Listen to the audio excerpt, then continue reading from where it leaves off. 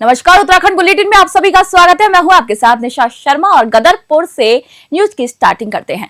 ठंडा नाला गांव में पुलिस ने असगर अली को गिरफ्तार किया है, जिसके द्वारा सरकारी भूमि को फर्जी दस्तावेजों के आधार पर बेचा गया था। अतिक्रमण के चिन्हीकरण के दौरान यहां पर बात सामने आई, जहां आरोपी असगर अली पर विभिन्न धाराओं के तहत मुकदमा भी दर्ज किया गया है। आपको बताते चले कि उधम सिंह नगर के गुलर भोज के ठंडा नाला गांव में प्रशासन द्वारा अतिक्रमण के चिन्हीकरण की कार्रवाई के दौरान कुछ अतिक्रमणकारियों के द्वारा बताया गया कि उनको असगर अली द्वारा फर्जी रूप से दस्तावेजों में धोखाधड़ी कर रहा है। यहां पर ये भूमि अपनी बताकर उनको बेची गई।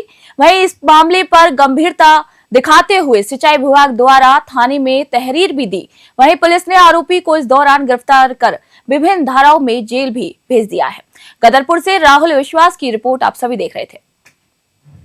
8 दिसंबर को सहायक अभियंता सिंचाई खंड रुद्रपुर ने थाना गदरपुर में तहरीर दी कि असगर अली द्वारा हरिपुरा जलाशय के पास स्थित सरकारी भूमि के फर्जी दस्तावेज तैयार कर उसे अपनी निजी संपत्ति बताकर धोखाधड़ी पूर्वक बेचा गया है और राजकीय भूमि को खुर्द-बुर्द कर क्षति पहुंचाई गई है। प्राप्त तहरीर के आधार पर बीएनएस की संबंधित धाराओं में थाना गदरपुर में मुकदमा पंजीकृत किया गया तथा मामले से संबंधित अभियुक्त असगर अली पुत्र लाहौरी को गिरफ्तार किया गया है। जांच में यह पाया गया कि अभियुक्त द्वारा हरिपुरा जलाशय के समीप ठंडा नाला क्षेत्र में सिंचाई विभाग की सरकारी भूमि पर फर्जी दस्तावेजों की कूट रचना कर धोखाधड़ी की गई है। पूर्व में अभियुक्त द्वारा गुट बनाकर दूसरे राज्यों में भी कुछ व्यक्तियों को भेजकर सम्मोहन की क्रिया द्वारा ठगी की अपराध को स्वयं स्वीकार किया गया है, जिस संबंध में विस्तृत जानकारी जुटाई जा रही है। आज इस अभियुक्त असगर को माननीय न्यायालय के समक्ष प्रस्तुत किया जा रहा है।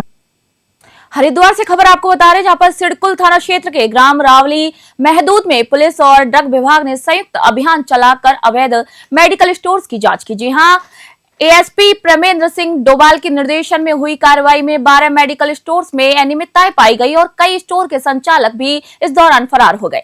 मौके पर दवाइयों के स्टॉक की जांच की गई है। वहीं अभियान के तहत कुछ स्टोरों को तुरंत सील भी कर दिया गया और ड्रग विभाग द्वारा आगे की कार्रवाई भी इस दौरान की जा रही है। मुख्यमंत्री पुष्कर सिंह धामी ने राज्य में अवैध गतिविधियों पर रोक लगाने के लिए अधिकारियों को सख्त आदेश दिए हैं। यह अभियान लगातार जारी रहेगा। आपको बता दें, आप हरिद्वार से तनवीर अली की यह विशेष रिपोर्ट देख रहे हैं।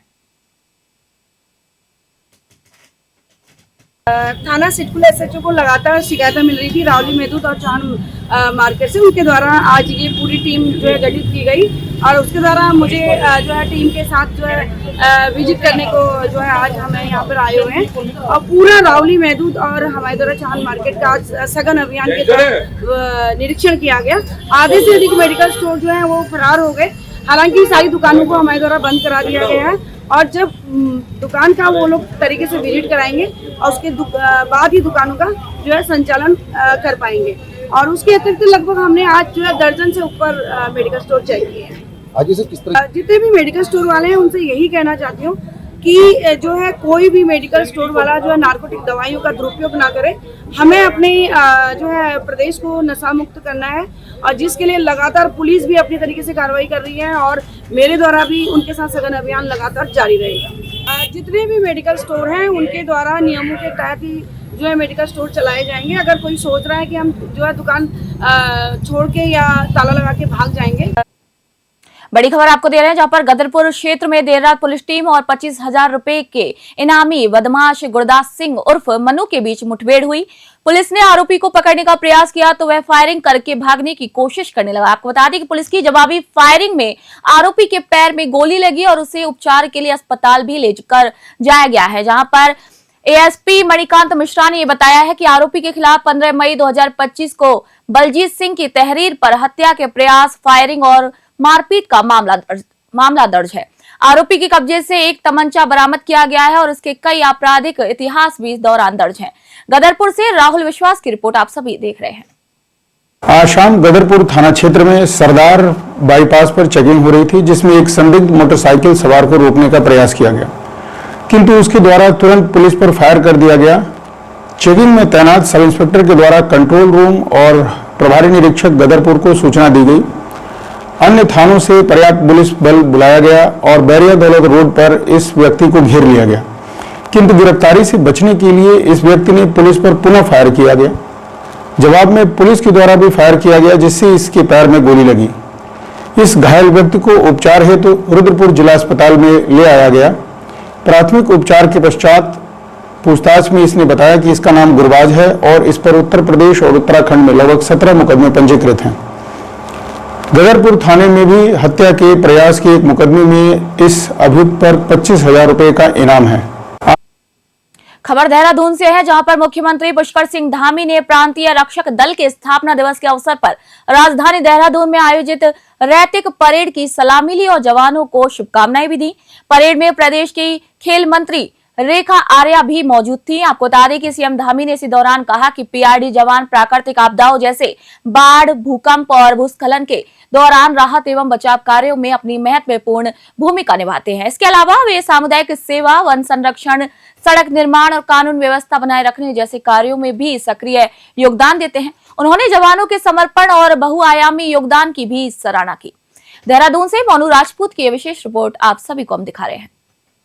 आज का दिन हमारे पीआरडी जवानों के लिए बहुत विशेष दिन है, क्योंकि आज पीआरडी का स्थापना दिवस है और पीआरडी जवान की हमारे हर स्थिति और हर स्थिति में जहाँ कानून व्यवस्था बनाने की आवश्यकता होती है, हमारी अनेक यात्राओं का संचालन करना होता है, यातायात व्यवस्था है, अन्य सेवाएं हैं, चाहे लिपिकी सेवाएं हैं या किसी काम पर लगाना हो जहाँ पर जरूरत हो, उन सभी में अपना बहुत विशेष योगदान देते हैं। इसलिए इनका प्रोत्साहन होना चाहिए, अच्छी व्यवस्था इनके लिए भी होनी चाहिए। हमारी सरकार ने अनेक प्रावधान पिछले सालों में पीआरडी जवानों के लिए किए हैं और आगे भी हम उनके लिए करेंगे। उनके अच्छा प्रशिक्षण हो, उनके बच्चों का अच्छा कल्याण हो, ये हमारी प्रतिबद्धता है और इस प्रतिबद्धता को हम निरंतर आगे जारी रखेंगे। मैं आज के इस अवसर पर सर्वप्रथम आज पीआरडी स्थापना दिवस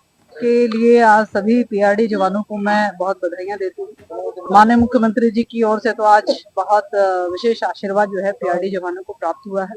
मैं समझती हूँ कि ये जो स्थापना दिवस को सेलिब्रेट करने का जो निर्णय लिया वो 2022 से लेकर लगातार वो हो पा रहा है और लगातार माननीय मुख्यमंत्री जी कार्यक्रमों में आकर पीआरडी जवानों को विभिन्न उनके हितों में निर्णय उन्होंने किए हैं। आज उसी बढ़ते क्रम में जो है पीआरडी जवानों के लिए ट्रेनिंग सेंटर की घोषणा आज हुई है और इसके साथ ही बड़ा संवेदनशील पार्ट के हमारे पीआरडीज होते हैं, तो उस समय की उनकी जो आज से पूर्व व्यवस्था थी कि उनको मानदेय नहीं मिलता था, लेकिन अब जो है ऐसी परिस्थिति में कम से कम 6 महीने तक का उनका मानदेय जो है उन्हें प्राप्त होगा, ये भी आज घोषणा हुई है। तो ये अपने आप में मैं समझती हूँ कि पीआरडी जवानों की कई सारी मांगे जो हुआ करती थी, उन मांगों में आज ये बड़ी मांग उनकी जो है माननीय मुख्यमंत्री घोषणा के माध्यम से पूरी करी। देहरादून से एक और खबर आपको बता रहे हैं, जहां पर जनपद के गजल्ड गांव में आतंक मचाने वाले नरभक्षी गुलदार को वन विभाग की विशेष टीम ने मार गिराया। बीते कई दिनों से हमलावर गुलदार ने ग्रामीणों में दहशत फैला रखी थी।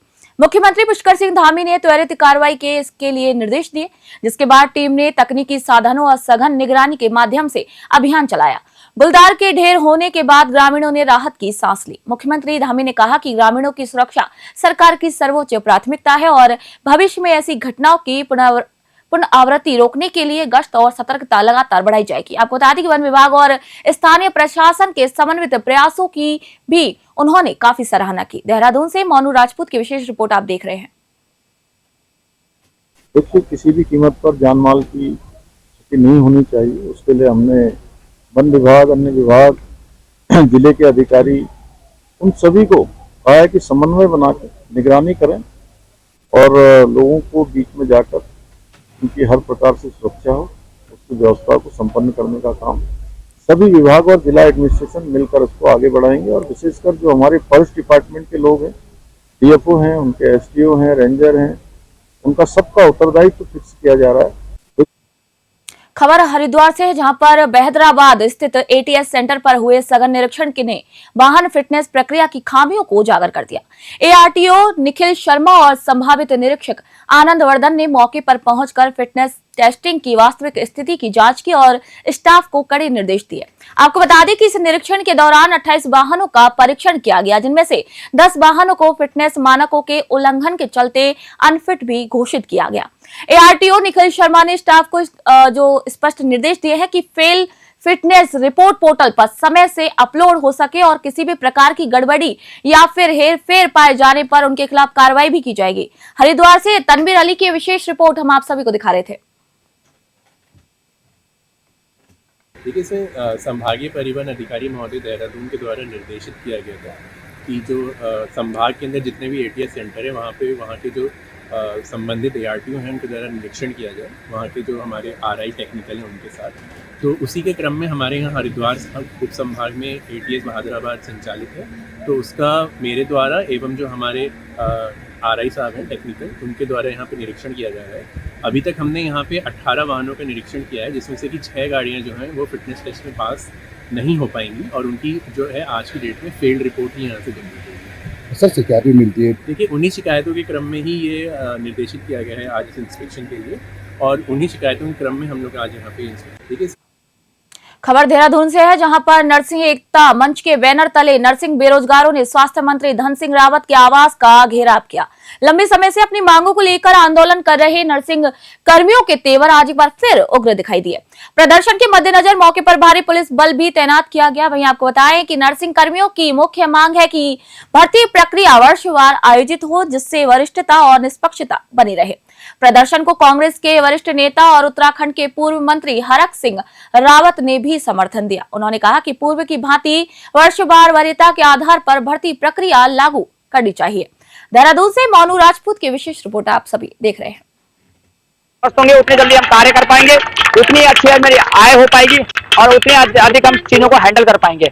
लेकिन सरकार की ये लचर व्यवस्था इस समय आप देख रहे हैं कि आज धरना प्रदर्शन का हमारा अनिश्चितकाल धरना प्रदर्शन का 7वां दिन है और सरकार प्रशासन अभी भी चुप है।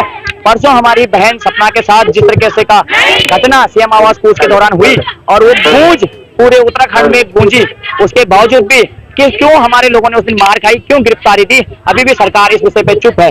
तो कितने और समय आप चुप रहने वाले हैं, ये हमें भी बताइए, क्योंकि हमारा आंदोलन अब थमने वाला नहीं है बल्कि ये बढ़ने वाला है और चरणबद्ध तरीके से संवैधानिक अधिकारों के तहत ये चलने वाला है। आज इन लोगों को 7 दिन हो गए लड़ाई लड़ते लड़ते। देखिए, ये हमारे बच्चे हैं, इनका संघर्ष वाजिब है, क्योंकि 10 साल तक अगर आप नर्सिंग की भर्ती नहीं करोगे और अचानक आप जो है 10 साल बाद जो है नर्सिंग का टेस्ट कराने लगोगे, कोई भी बच्चा, मैं कहूँगा आईएएस हैं, पीसीएस हैं, पीपीएस हैं, आज अगर इन जो डीएसपी बन गए इनको टेस्ट में बैठा दिया जाए तो ये नहीं पास हो सकते। इन पे अनुभव ज्यादा है। तो मैं इसलिए कह रहा हूं कि जब ईयर वाइज हो रही है भर्तियां, अब तक आप ईयर वाइज करते रहे, अचानक ऐसे क्या होगा कि आप जो है कम वो करा रहे हो। ये चुनाव का वर्ष है, आप इस बार ईयर वाइज कर दो और उसके बाद फाइनली कर दो कि अगली सरकार जो भी आएगी वो भर्तियां फिर जो है एग्जाम से कराएगी। इस बात पे हम सहमत हैं, लेकिन आप अचानक एग्जाम से कराने पे आ जाओ। अब तक आपने जैसे 14 का बैच है, आधा भर्ती हो गया, आधा 14 का बैच भर्ती हो गया और 14 के बाद आधा बैच खाली है। तो ये उनके साथ, इन बच्चों के साथ अन्याय है। और अब खबर नैनीताल से है, जहां पर जनपद को नशा मुक्त बनाने के लिए एएसपी डॉक्टर मंजुनाथ टीसी ने सभी थाना और चौकी प्रभारियों को नशा तस्करों के खिलाफ कड़ी कार्रवाई के निर्देश दिए हैं। और इसी क्रम में पुलिस टीम ने मोहम्मद अली को 896 ग्राम चरस के साथ गिरफ्तार किया और उसी के खिलाफ संबंधित धाराओं में अभियोग पंजीकृत कर आगे की कार्रवाई भी की जा रही है। पुलिस टीम में गौरव जोशी, संतोष विष्ट और भूपेंद्र ज्येष्ठा शामिल है। नैनीताल से ललित जोशी की रिपोर्ट आप सभी देख रहे थे।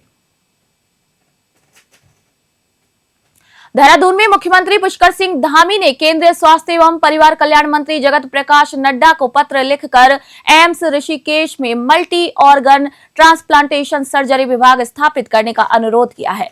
सीएम ने कहा कि अंगदान की जागरूकता बढ़ने से डोनर्स की संख्या में वृद्धि हुई है, लेकिन किडनी, लीवर, पैंक्रियास और हार्ट ट्रांसप्लांट की भी जरूरत वाले मरीज अभी भी बाहरी राज्यों में इलाज करवाने को मजबूर हैं, जिससे समय और आर्थिक दोनों ही परेशानी उत्पन्न होती है। उन्होंने बताया कि एम्स ऋषिकेश में विशेषज्ञ डॉक्टर और आवश्यक बुनियादी ढांचा पहले से मौजूद है।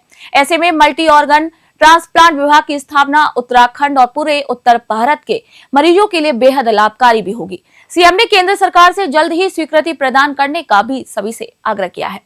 आपको बता दें, देहरादून से मोनू राजपूत की ये विशेष रिपोर्ट हम आप सभी को दिखा रहे थे।